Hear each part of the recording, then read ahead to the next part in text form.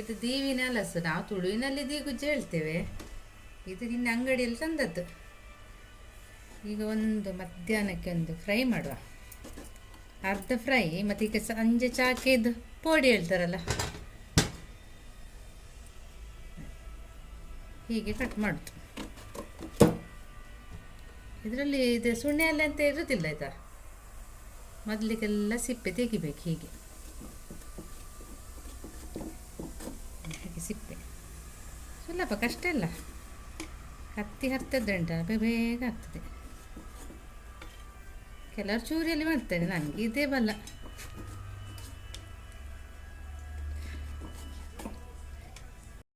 ತುಂಬ ಎಳ್ತುಂಟು ನೋಡಿ.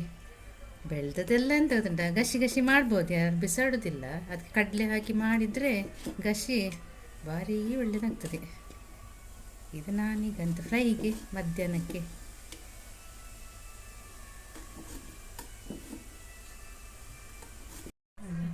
ಸಿಪ್ಪೆಲ್ಲ ತೆಗ್ದಾಯ್ತು. ಈಗ ತೆಳ್ಳಗೆ ಕಟ್ ಮಾಡಬೇಕು ಫ್ರೈಗೆ. ಹೀಗೆ ತೆಳ್ಳಗೆ ಕಟ್ ಮಾಡಿ. ಮತ್ತು ಮಸಾಲೆ ಹಾಕೋದು ಎಂತಂತ ಹೇಳ್ತೇನೆ. ಈಗ ಕಟ್ ಮಾಡಿದ್ದೆ, ಜಾಸ್ತಿ ಹೊತ್ತು ಇಟ್ಟರೆ ಕಪ್ಪಾಗ್ತದೆ. ಅದಕ್ಕೆ ಬೇಗ ನೀರು ಹಾಕಿ ಇಡಬೇಕು. ಸ್ವಲ್ಪ 2 ಸಲ ನೀರು ತೆಗಿಬೇಕು.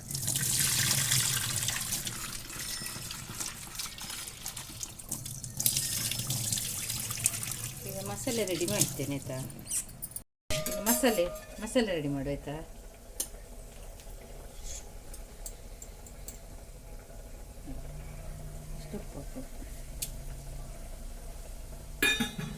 ಮತ್ತು ಚಿಟಿಕೆ ಹಳದಿ ಎಲ್ಲದಕ್ಕೂ ಹಾಕಲೇಬೇಕಲ್ಲ.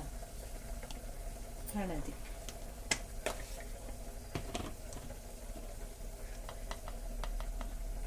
ಖಾರದೊಂದಿ ಜಾಸ್ತಿ ಹಾಕ್ಲಿಕ್ಕಿಲ್ಲ, ಅದು ಖಾರ ಹೆಚ್ಚು ಎಳೆಯುವುದಿಲ್ಲ. ಮೀನಿಗೆಲ್ಲ ಎಳಿತದಲ್ಲ, ಇದಕ್ಕೆ ಎಳೆಯುವುದಿಲ್ಲ ಅಷ್ಟು. ಮತ್ತು ಇದು ಕಾರ್ನ್ಫ್ಲವರ್ ಅಂತ ಹೇಳ್ತೇವಲ್ಲ, ಅದು ಒಳ್ಳೆ ಕಾಯ್ತದೆ. ಇದು ಹಾಕಿದರೆ ಅಕ್ಕಿ ಇಟ್ಟಿದ್ರೆ ಹಾಕ್ಬೋದು, ಏನು ತೊಂದರೆ ಇಲ್ಲ. ನಾನು ಹಾಕುವುದಿಲ್ಲ, ಹುಳಿ ನೀರು ಹಾಕ್ತೇನೆ ಆಯಿತಾ. ಮಾಡಿಟ್ಟದಿತ್ತು ಚೂರು.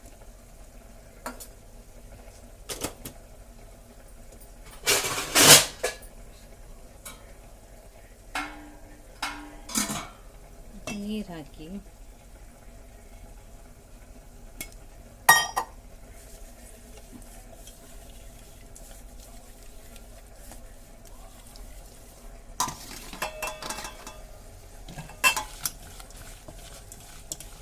ಸ್ವಲ್ಪ ಖಾರದಾಗಿ ಸಾಕು. ಇದಕ್ಕೆ ಖಾರ ತುಂಬ ಎಳೆಯುವುದಿಲ್ಲ, ಲೈಟಲ್ಲಿ. ಮತ್ತು ರವೆ ಹಾಕಿ ಫ್ರೈ ಮಾಡಿದರೆ ಸರಿ. ಮತ್ತೆ ಮಾಡುವಾಗ ಅದು ಮತ್ತೆ ಹೇಳ್ತೇನೆ.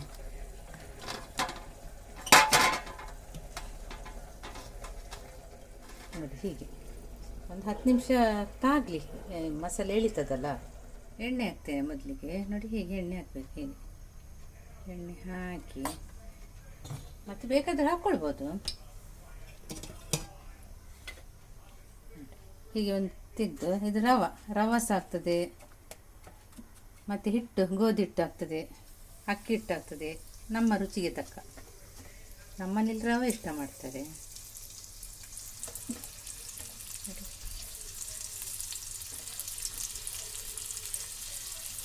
ಇದು ಅನ್ನಕ್ಕೆಲ್ಲೊಂದು ಸಾರು ಮಾಡಿ ಬದಿಯಲ್ಲಿ 1-2 ಪೀಸ್ ಹಾಕೊಂಡು ತಿಂದರೆ ಭಾರೀ ಒಳ್ಳೆಯದು.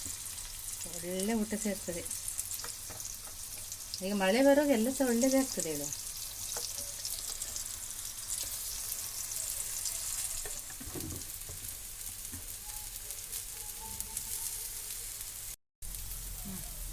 ನೋಡಿ ಒಂದು ಸೈಡ್ ಕಾದಿದೆ. ಈಗ ಇದನ್ನು ಕೌಚ್ ಹಾಕಿ ನೋಡಿ.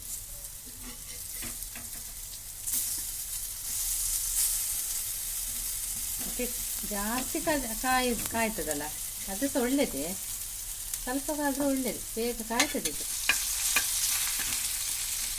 ಪರಿಮಳ ಬರ್ತದೆ. ನಿಮಗೆ ಬರುವುದಿಲ್ಲ ಅಂದರೆ ವೀಡಿಯೋದಲ್ಲಿ ಇರ್ತದಲ್ಲ, ನಮಗೆ ಎಷ್ಟು ಪರಿಮಳ ಆಗ್ತದೆ.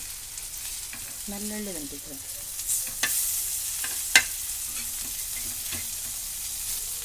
ನೋಡಿ ಒಳ್ಳೆ ಕೆಂಪಾಗಿ ಕಾದಿದೆ ಅಲ್ಲ. ಇನ್ನು ಸಾಕು, ಹೆಚ್ಚು ಕಾಯ್ದು ಬೇಡ, ಸಾಕು.